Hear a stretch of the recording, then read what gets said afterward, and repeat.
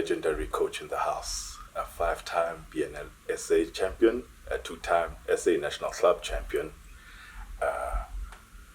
had a historic semi-final run in the BAL with the Cape Town Tigers, coached South Africa at the 2009 and 2011 Afrobasket.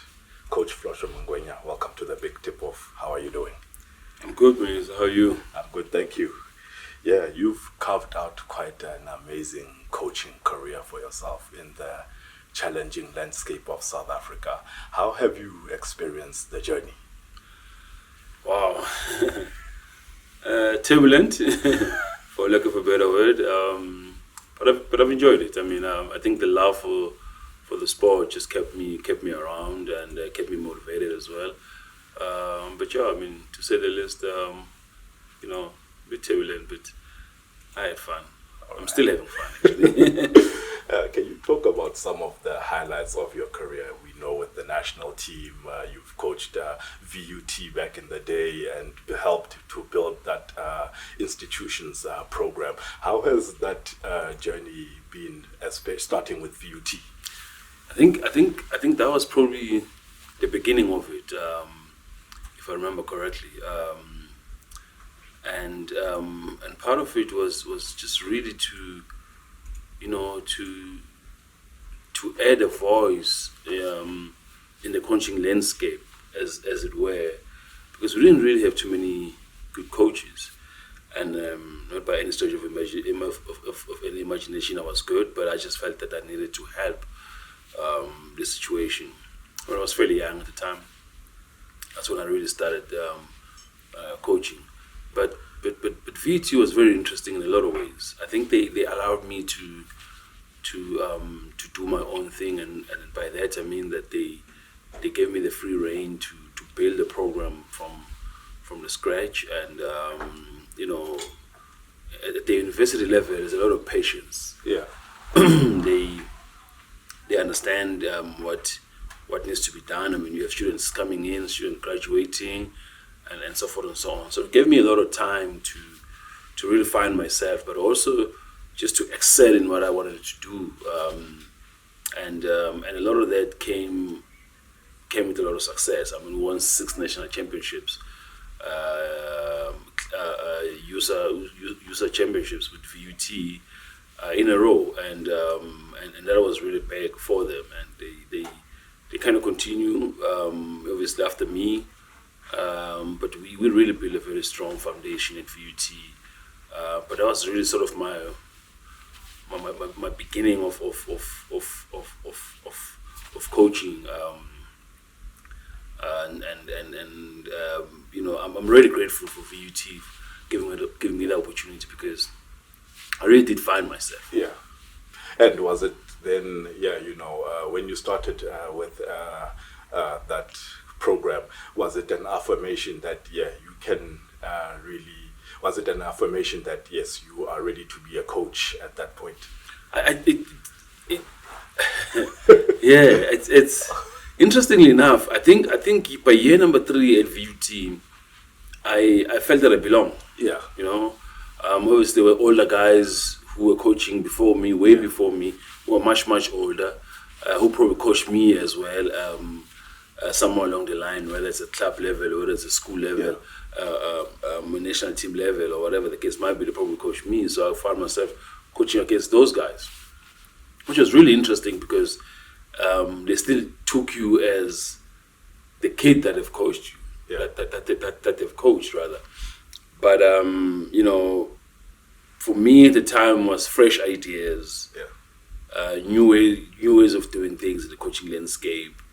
Was more or less, for lack of a better word, was more groundbreaking. Yeah. I had a better understanding with the players. I mean, the age wasn't that far off as well, so I understood a lot of things that they were going through, and I've been in that situation as well, but not so long ago. So I really felt that I belonged, especially by year number 3 at VUT, never really looked back from there. Can you talk about those championship runs? We know you had guys like, also guys that you coached at the national team, like Neo Motiba, Tabang Kwedi, Kagiso Majana, guys like Tsapo Matsi. How did it feel to win championships with that, generation of players? I thought that was. I remember when I first, because the biggest thing that I needed to do in VT was recruit. Yeah. I remember VT was not a fashionable university. It was just in the outskirts of Johannesburg. Yeah. So you had, your typical Fits and UJ, obviously Tax, Yeah. Those were the big institutions, and they were in the big cities. Yeah. And VT is stashed away somewhere in Vereeniging, so it wasn't really a fashionable institution at the time. Yeah. But so was it hard to convince them now to come down further south? Some of the guys never really heard about VUT. Honestly, they've never heard about VUT, and so it was a hard sell. It was a hard sell. So so I had to recruit, and I had to recruit hard. Some of those guys eventually came by themselves. Yeah. But the recruitment was part of what I needed to do. And some of those guys that you mentioned, your Tabang Khwedis, your Chief Kagiso Ngojane, Tsapo Matsi, and Neo Mutiba, Wisani Chauke. Yeah.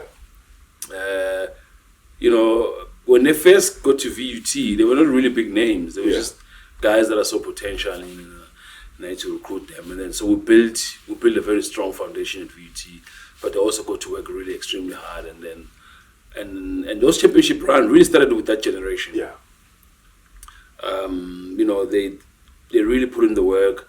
I remember when we won our first one, and then the conversation the following year was, now that we won the first championship, some guys call us lucky and so forth and so on, and then we won the next one. And from then you start noticing that actually, you can go on and win the third one. Yeah. Because it's always easy to win the first championship as far as I'm concerned. But it's tough to repeat. And it's difficult to trip it. Yeah.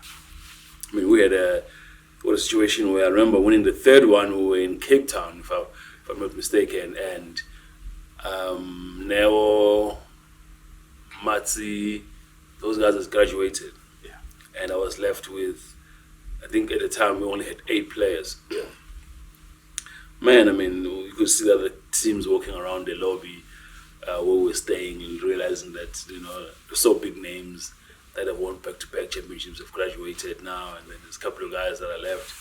But because of the winning culture that we've really built a very strong winning culture at VUT, to a point where when we walk down the hall going to the stadium, the other team, or going to the arena, the other team, if they're in the arena, they will know that we're coming.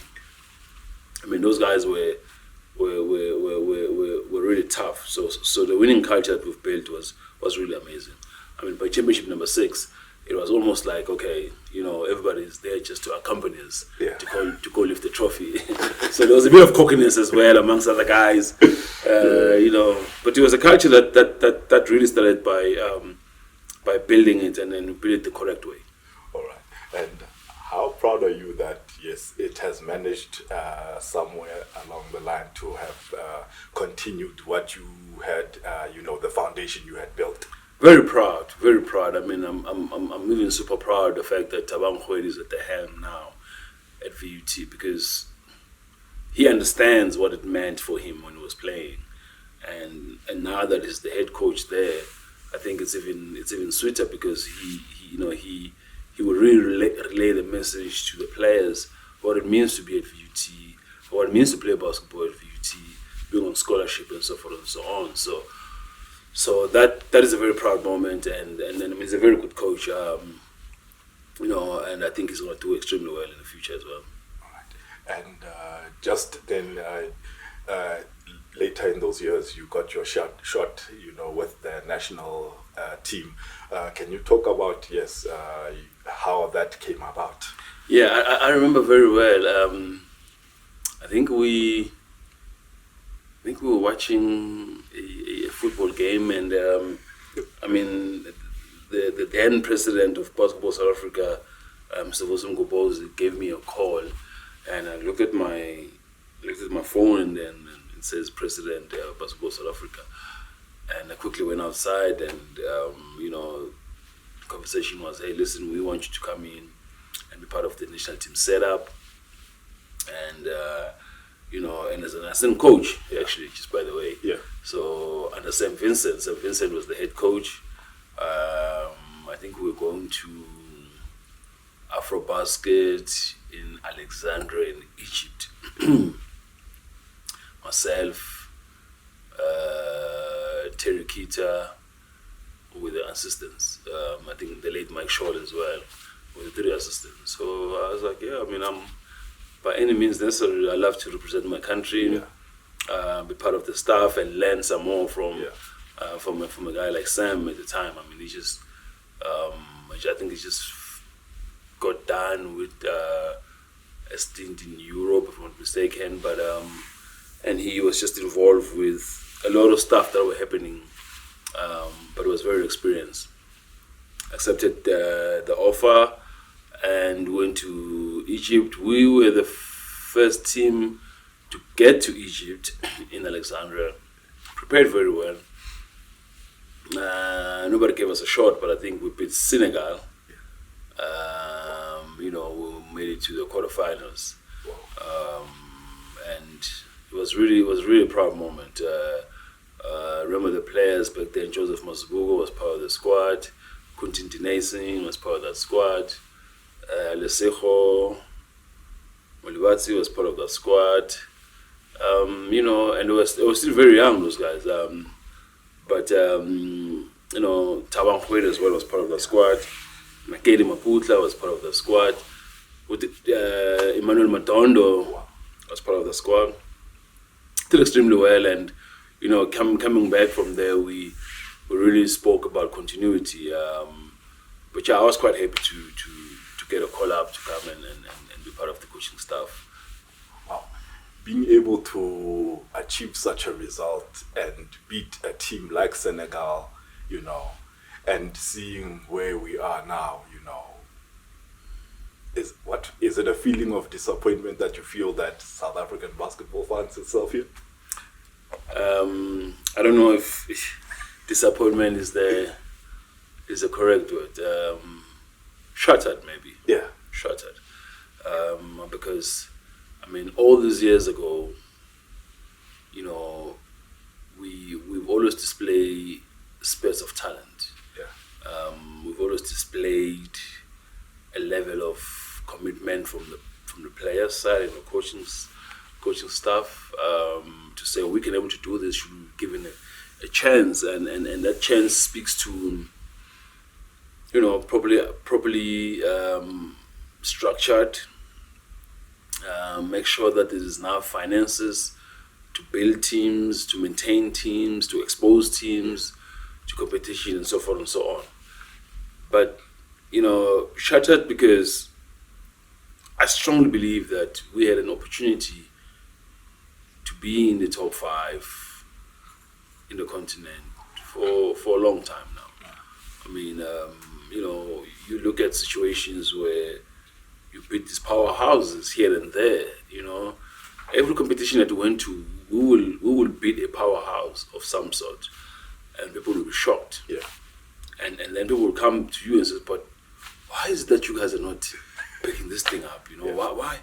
You guys have so even the likes of Angola, the likes of Nigeria, all these powerhouses, they will forever sit us down because we know these guys were friends. Yeah.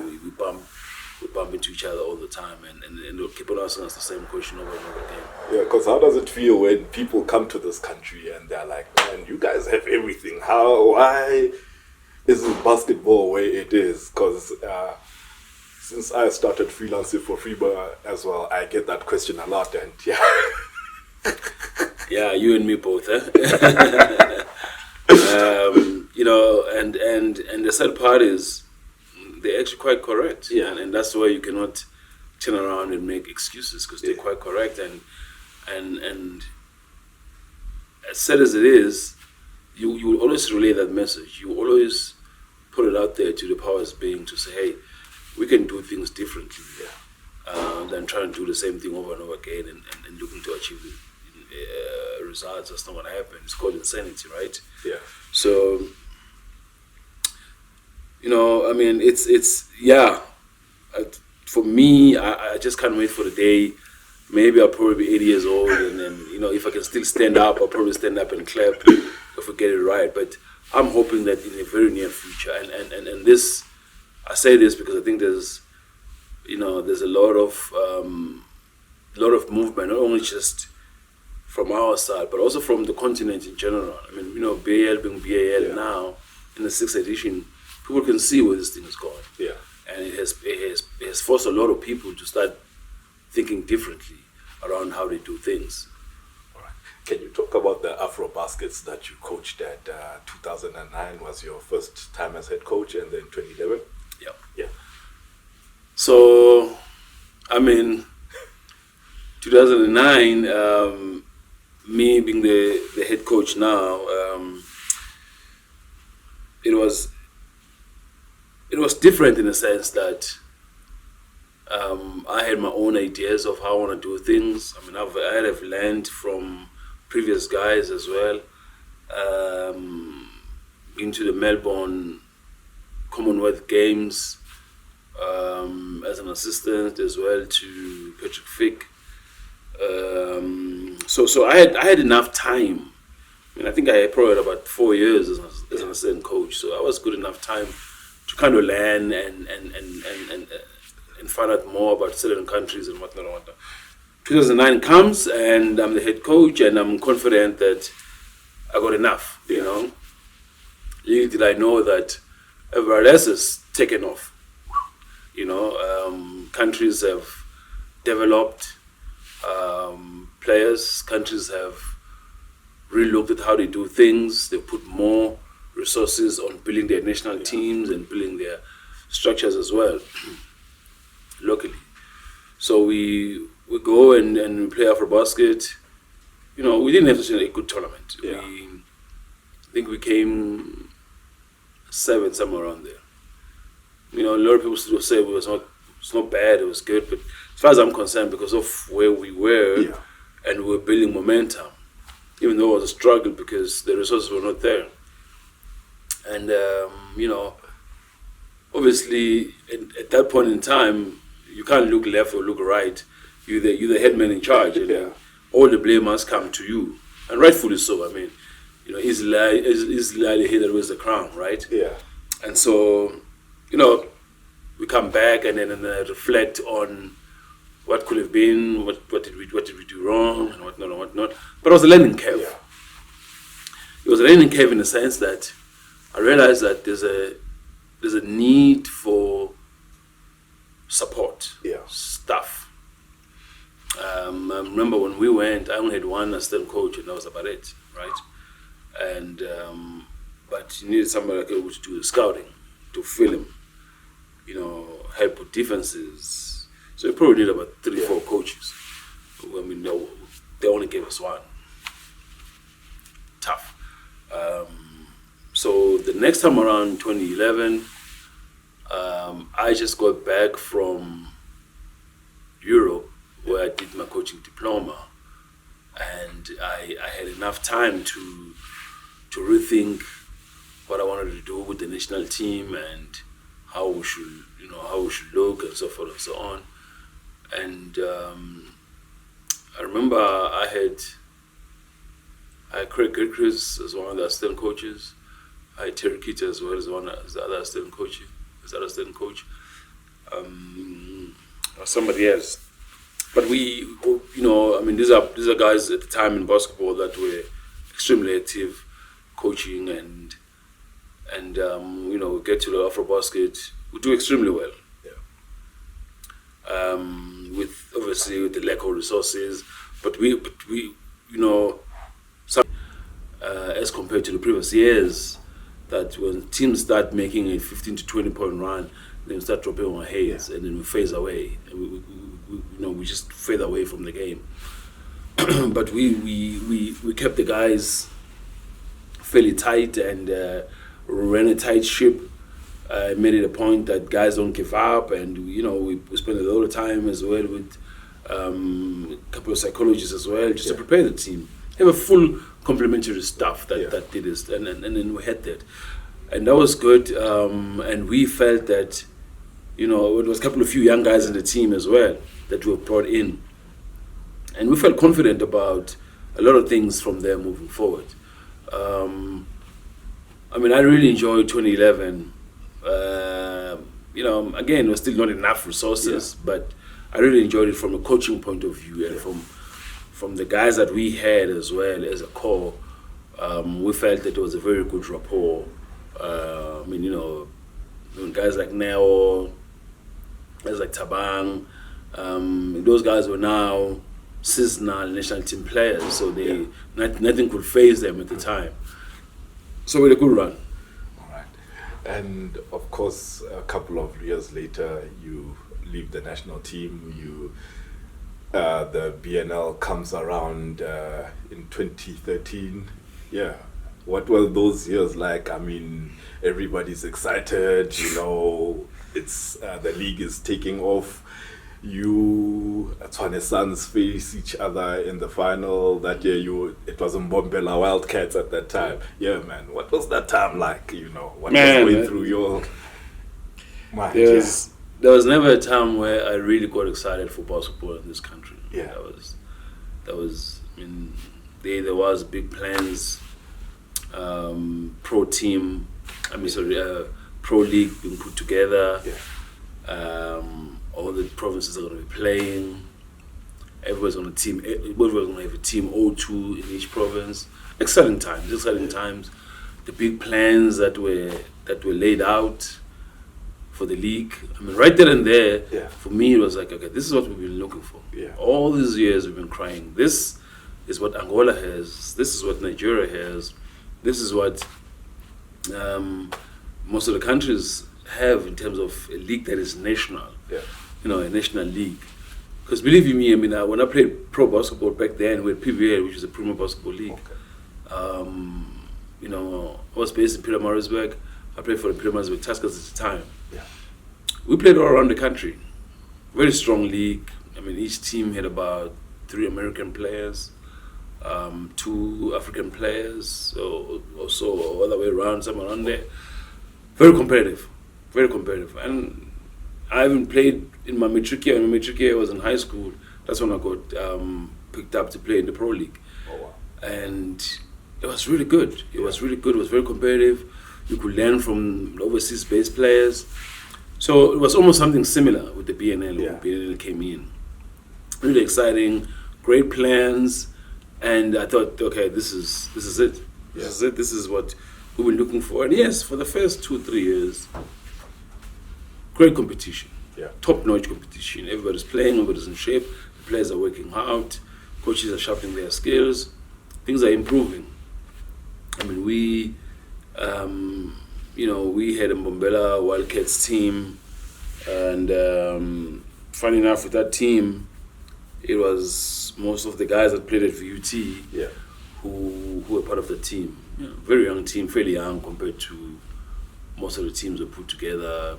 From the Soweto Panthers to the Golden Magic to the Tshwane Suns and so forth and so on. And then there we were, all the way in the finals, and people were very surprised, but I wasn't surprised. I wasn't surprised at all. I knew those guys could play, even though they were young, but I had faith in them. And we make the finals, and we lose the finals. To a very good friend of mine, Josh McKenna. Yeah. We used to call him Uncle. Good coach, very good coach. He coached me as well when I was still playing. We lose to those guys and, shattered. Young guys are shattered. I think Silebe was probably about 20 or so at the time. Guys like Mike Mkumbuta, very young guys, 19, 20, 21, somewhere around there. But they did extremely well. I was very proud of them to make it to the finals. We just couldn't get over the hump. But it was a good run with those guys. And subsequently, years after that, man. Yeah. Then the following year, things changed a little bit. They changed the Mbombela Wildcats to Mpumalanga Rhinos. I think we make it to the So obviously the team gets scattered around. Guys offer big money to the players, and the players go. I think I was left with Chief as the main attraction, and a couple of few other guys around him. But we made it to the semis, and we had a good run. And then from that, I moved on to Igoli Magic, and we started obviously You built a dynasty there. Pretty much, pretty much, yeah. So we built a dynasty there. Kevin Cabanillas, may his soul rest in peace, who was the owner and the chairman of the club. He had a vision about how he wanted the club to which direction it should take, and when he came to me, obviously it was a no-brainer, because he wanted to make sure that the club is self-sustainable in terms of the players. We must mix a blend of youth and experienced players, but the pipeline should be open for youth to make it to the club, and so I had the same vision too. So I was quite okay coaching young players, because something that I've done at VUT for a long time. And from there the rest is history. We just kept on winning championships after championships. But it was a lot of work that went into it as well, because we needed to make sure that we get the right players into the club, recruit well, and but still maintain the ethos of the club. Right. And why is it that now the league is not from what it was, how it started to what it is now? We've missed the mark again, like we did with the PBL. In your opinion, in your view, why do we find ourselves here, continually find ourselves here? Complacency. Yeah. I think people do get complacent, and I think fresh ideas are needed.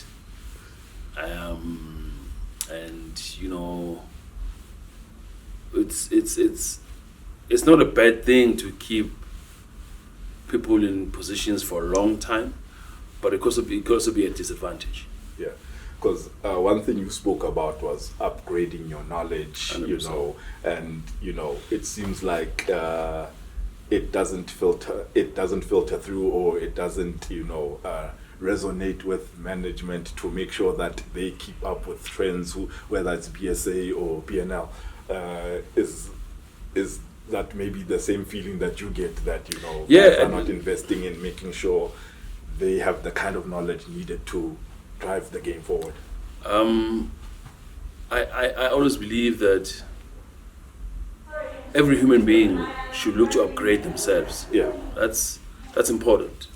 It's important because you will feel that you're doing something right simply because you've been there for a long time, and that might not be the true story. So, but once you upgrade yourself, you get to see different things, learn from different people as well, and then you get to refresh, and bring different ideas and new knowledge, and just be innovative as well in that space. You need to be innovative for keeping things afloat, or even making it better. But remember, everything gets stale. Yeah. Nothing works forever. Everything gets stale. It's up to the individuals and the personalities to allow a space where people can come in and share ideas. Yeah. People can come in and have a different opinion and not be executed for having a different opinion.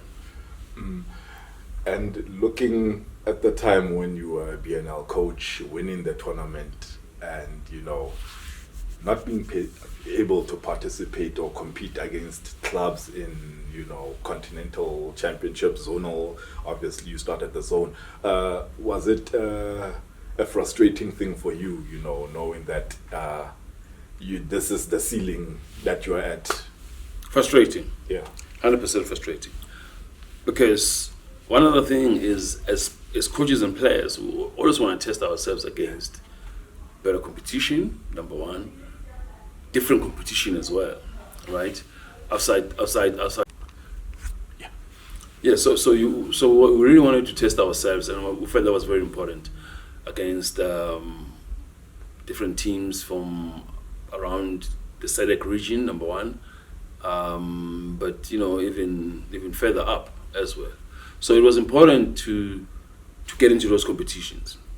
What that does is it exposes the players to the continental competitions, but how the game is played in the continent as well, and how can they actually improve by playing against those very same players in the continent. So they can actually improve themselves as players, but two, they can get to understand how everybody else plays, right?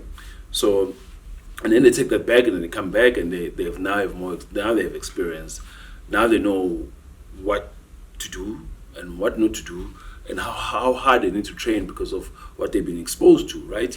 So if you're not exposed, if you ever want to do something, you think you're doing it right, yet you're actually not, because you're not exposed. Yeah. All right.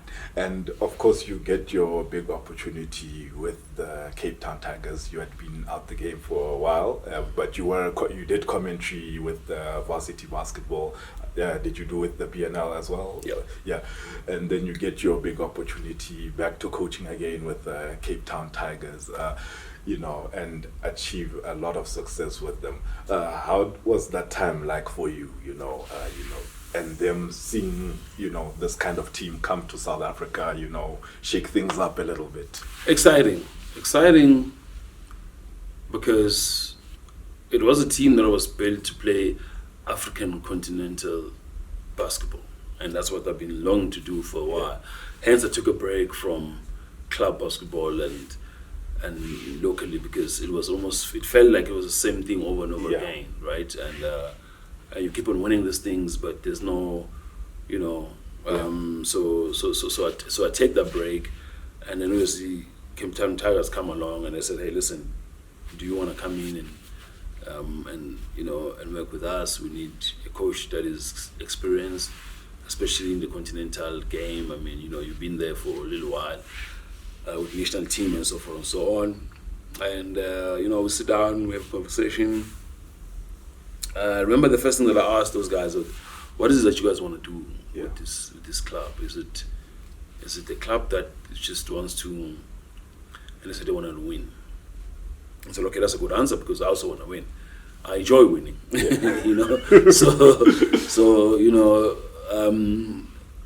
but in a true essence of it, how will you guys put yourself out there in the general public in South Africa? Will you be more South African club? I know you guys are American owned, but you'll be more South African club where you're really looking to build from within.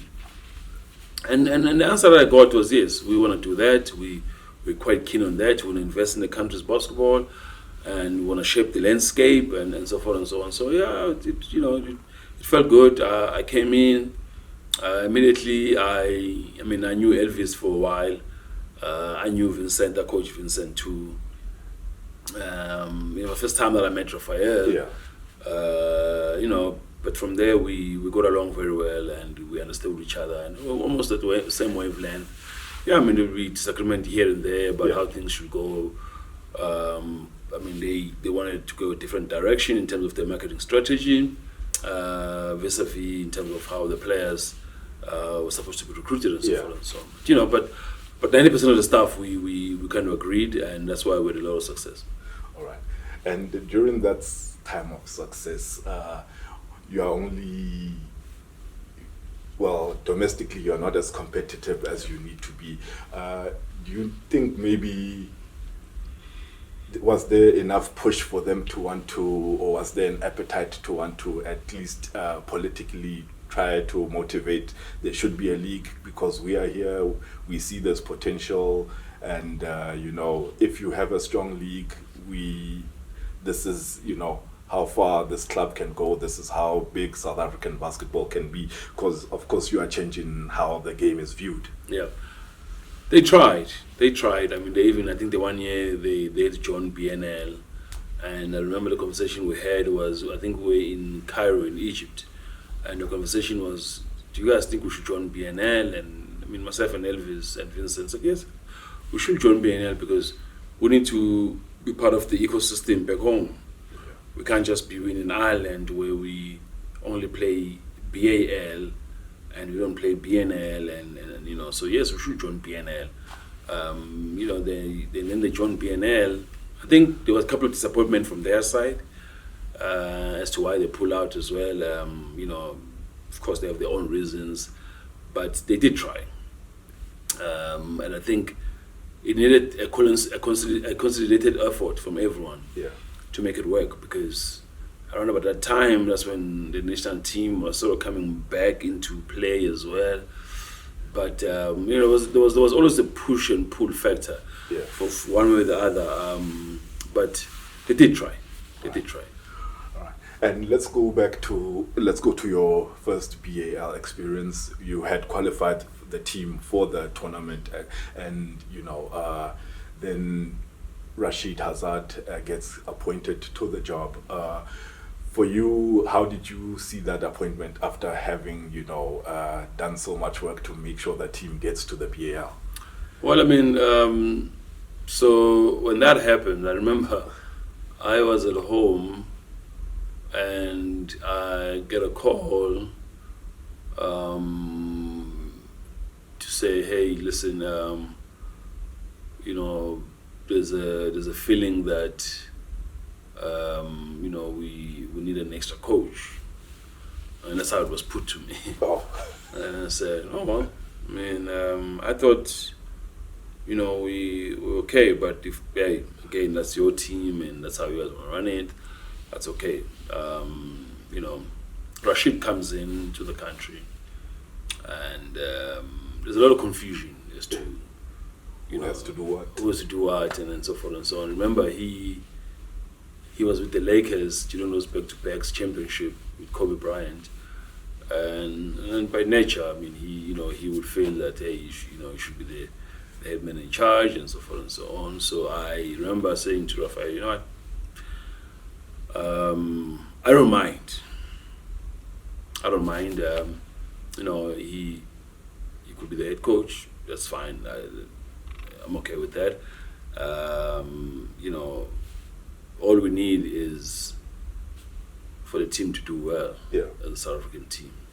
And that's important to me because I'm South African. Yeah. I understand what it means to everybody else as well.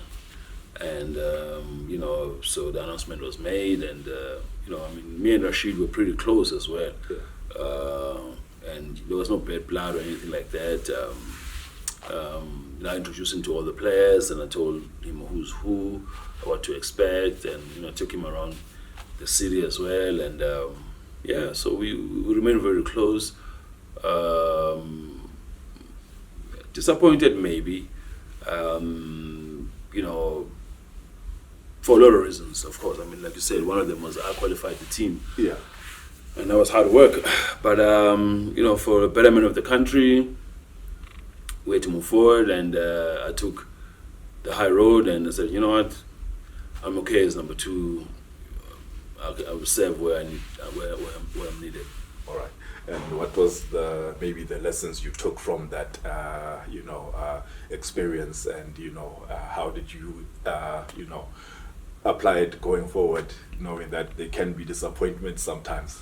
I've learned that I've actually grown older because the younger me would have just slammed the door, walk out, and say, cheers, goodbye. Yeah. I'm not taking this nonsense. Yeah. But I've learned a lot about myself, and I was like, okay, you know, I mean, I'm getting a little older, I've a little bit matured, so I can, you know, I can sort of compromise, and, you know, but I mean, you know, they always say that good things come to those who wait. Yeah. You know, and I mean, fast forward to that, you know, I obviously again qualified the team when Rashid was gone, and then that's when we had the proper success when we made the semi-finals of the BAL. Yeah, let's go to that BAL. You know, it was you know, South Africa getting to host a conference, the tournament, an affirmation that this country is a destination for basketball. How did you feel that you are getting that opportunity in the country?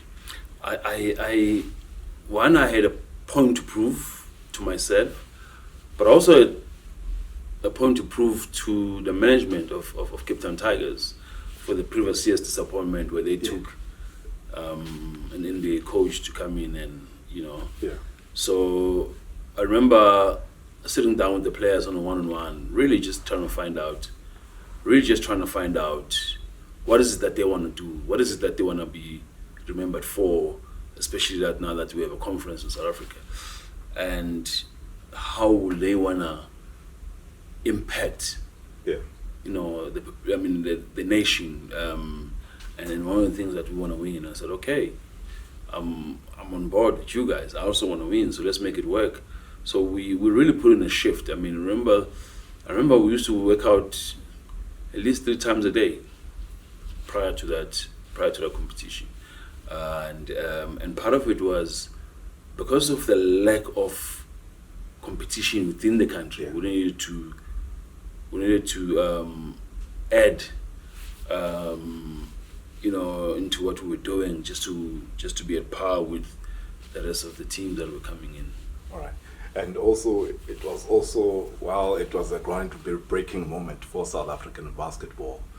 There was the messiness of the politics coming in. Yeah, also there were certain issues within the Tigers team. We saw that back and forth between Billy Preston and Raphael. Maybe taking off your coach's hat for a bit, what was it like as maybe a basketball fan? Yeah, there was a lot that was going on. There was a lot. I think that's the year that Peter didn't play with us, if I'm not mistaken. There was a lot that was going on, and I think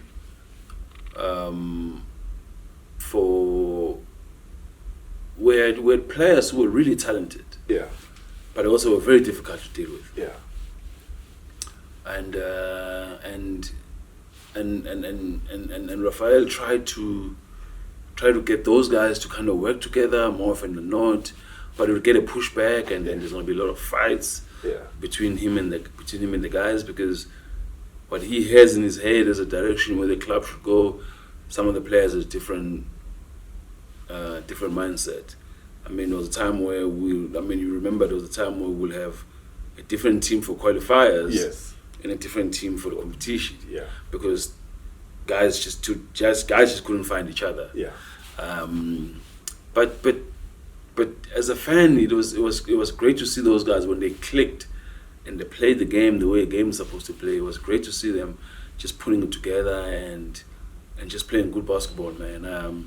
One of the most talented players that I ever coached in my life is definitely Billy Preston. The kid can play basketball. If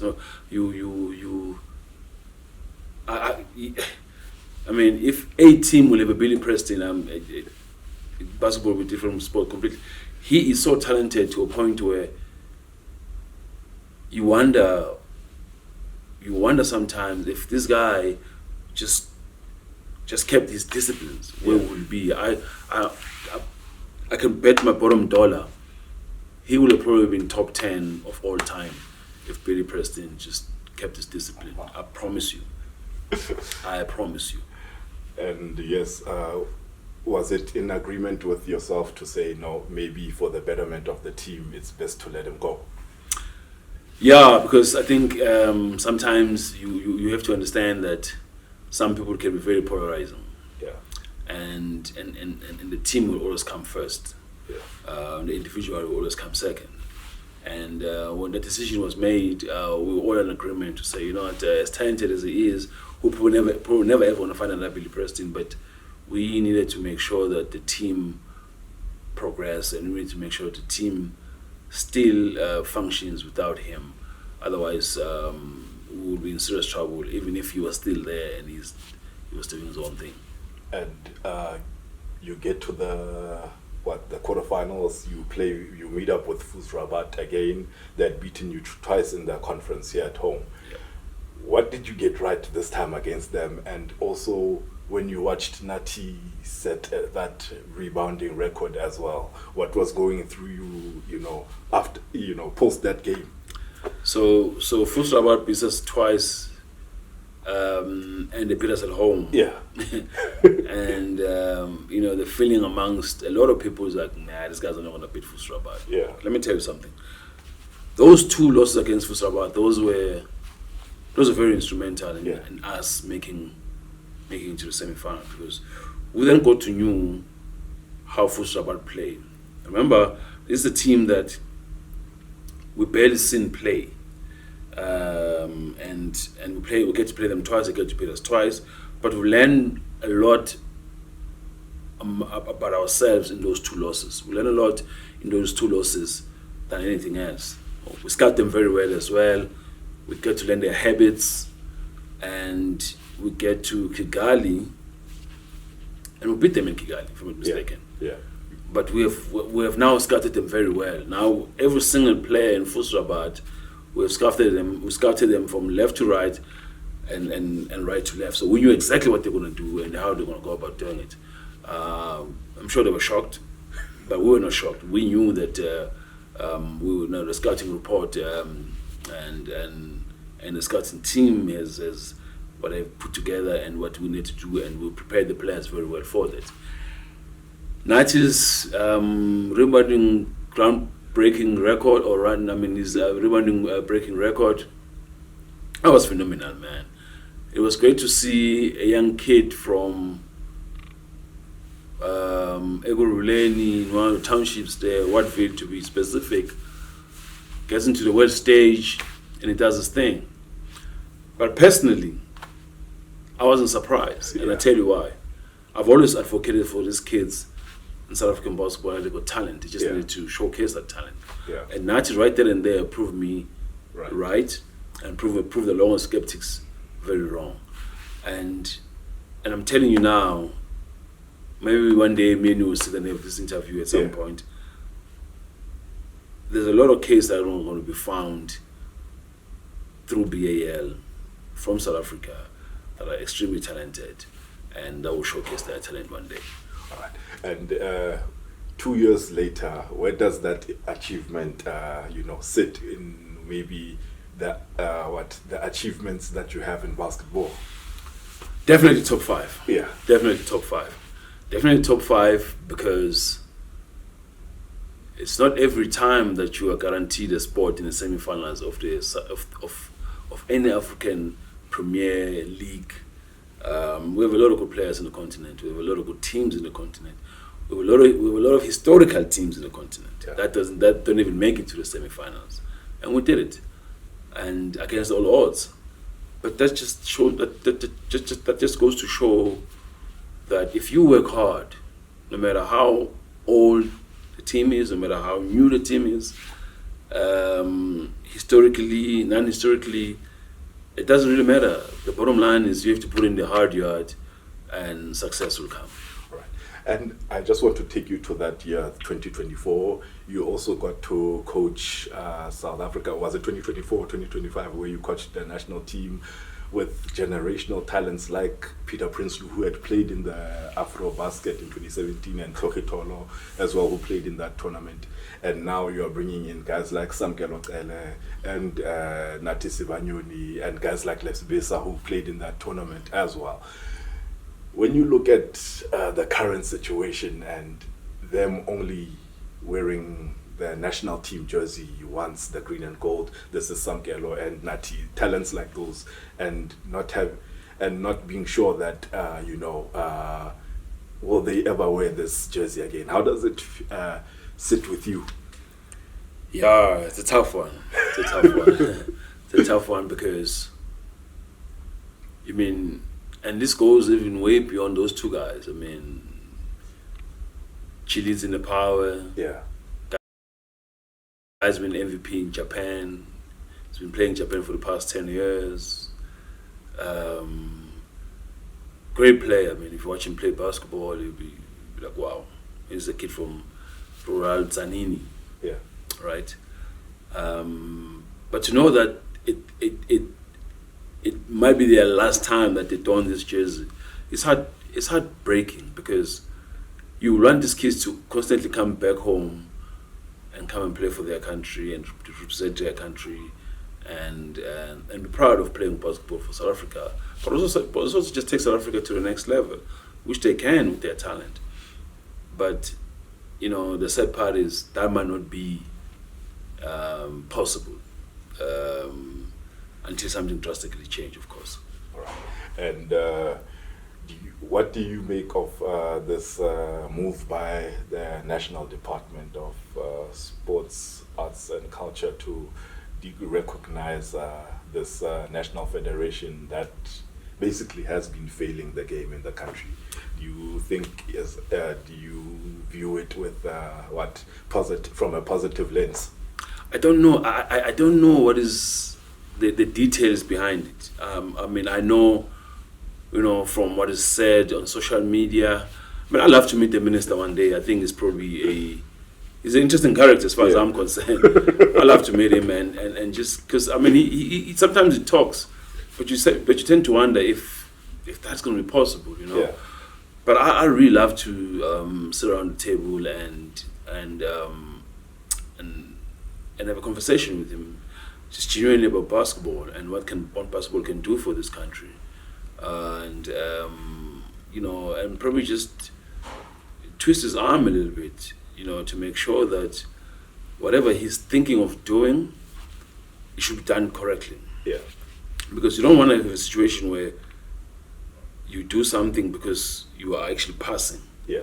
You do it because you want popularity or you want fame or whatever the case might be, or you want people to clap hands, but you want to do it to a point where it's done correctly because you want to create a legacy from there.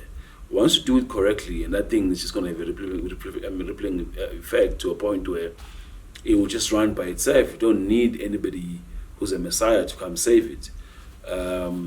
But I genuinely like to have a conversation with him one day, as to how could this thing be done, and it's sustainable model as well, because it needs to be sustainable. Because once it's not sustainable, then you're in trouble. You'll be back at the very same place. And so, I really like to get the details, the finer details, because sometimes, people talk and people do things, but there's no planning behind it. So I really like to find out what's his plan. All right. And now with going to the Giants, you are making your BAL debut with them. You are coach and wearing the hat of the CEO. How does that feel? Like, drawing up the X and O's plays and also now making executive decisions? Well, so and part of that was simply because we needed to stabilize management, make sure that we have correct systems in place, then make sure that we build a club, but we also build a club that speaks to accountability. We have the board, we have the executive, we have the technical, and with the players. And that was very key. It was very important for me and the rest of the people that are involved, because we knew that we needed stability, and we needed to make sure that the ship is stable, so that it doesn't collapse, because we're lacking here and we're lacking there and that kind of stuff. So hence the dual role. But more often than not, I'm still making basketball decisions. Yeah. So, and part of it is the fact that we need to make sure that we speak to the correct people. And those decisions needed to be made by people who knows and understand basketball. Yeah. We want people to make basketball decisions that they don't understand themselves. Yeah. So we're really keen on basketball people, but also very capable administrators within the club that will make, together with us, will make good basketball decisions. So hence the dual role. And so, some people say that's two tough roles that you have. Yeah. Because you have to make decisions at the highest level in both those roles. Yeah. But I said, well, you know what? With the experience that I've picked up over the years, the managing part is even easy. Yeah. The most difficult part is the basketball stuff. Yeah. the X and O's. Yeah. Because the management staff is something that we do every day. When we're sitting, we're talking basketball and whatever the case might be. So it's just being in a room with people who are like-minded, who will be able to make sure that you make the correct decisions as well. Right. And just going to the qualification process, in the Road to Ball semi-final against City, can you just talk about the defensive effort in that final 2 seconds where Nati got that big block against Ndoi, and is it also the kind of DNA you want for this team going forward into this tournament here at home? 100%. I've spoken extensively about how we built the team.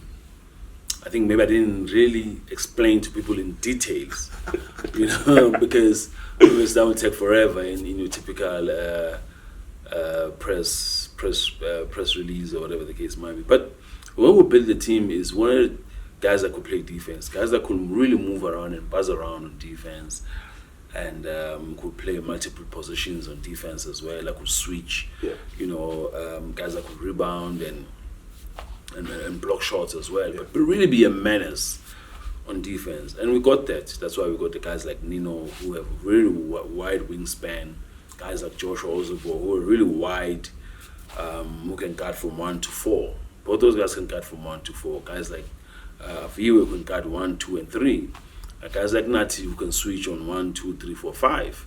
So that was very important, because we knew that we're not gonna have a lot of money to get ex-NBA players. Some guys are getting paid a lot of money to play in these teams, but we want homegrown talent that is explosive, that is in your face. So last 2 seconds, City, I think Nati gets fouled. He makes the first free throw. No, sorry, he misses the first free throw. Yeah. Air ball for that matter. Air ball is the first free throw. And it starts, and I know when he starts wiping his hands on his shorts, he's trying to tell me that it's wet, the ball is wet. This is 6,000 people plus in the arena. It's packed, there's no AC, it's hot, and it was sweating, sure. I get that. But air balls, I get that damn ball, and I'm thinking, my goodness. Yeah. We are up 1. Yeah. Yes, we're up 1. And makes the second free throw. Now, in that situation, he's supposed to miss the second free throw. Yeah. Because we are up 1. So if he misses it, they won't have enough time to call a timeout. Yeah. But he makes it, they call a timeout, and they go set up a play. And there's and the whole instruction on the bench was, we're switching everything. Yeah. And that's what I'm saying, that's why I explained to you earlier why that team was built. It was built in the fact that we can able to defend multiple positions. Yeah. Specifically precisely for situations like that. Ndoi was not Nati's man. Yeah. But Nati switched because Prinsloo was out of position with Nino. So Nati switched. Nati was carrying the inbounder, but he then had to cover and go and block the shot. So which was really great, and that's how we won the game. Yeah, man. And how did you feel like when you saw him just quickly adjust and manage to get that block? Like when you saw him make that kind of effort. And that's the stuff that we work on. That we actually work on practice. We call him breaking down and breaking down on defense and scrambling. Yeah. So we have to scramble. If it's a breakdown, everybody's got to scramble. So we something that we really work on a lot when because we know that we know that these situations will appear in the game from time to time. But it was something that we worked on, and I was pleased by winning the game for sure. But I wasn't really surprised by what has taken place in him blocking the shot. Now you are here at home, qualified for the BAL host club. What can South Africans look forward to, and how do you feel about this conference that you're in? Tight conference, very tight conference. As I've said it before, that you probably have every team here who is a very good team, and anything is possible. But we're very excited about being home, because we kind of feel that we have a very good team. That's the first thing, and that is homegrown.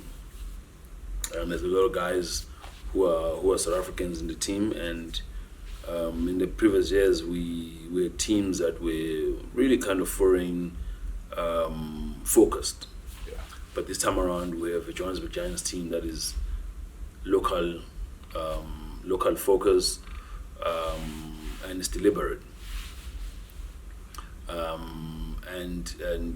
And so we bring a different blend of basketball, and that speaks to the brand as well. That is Johannesburg Giants. We want it to be a home feel,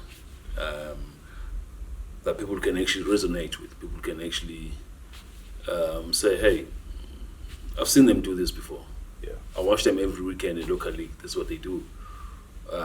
We don't want it to be something that they've never seen before. Yeah. But something that they've seen, something that they've enjoyed, and something that they like. And so, they can expect a lot of good basketball from us. I can guarantee you that.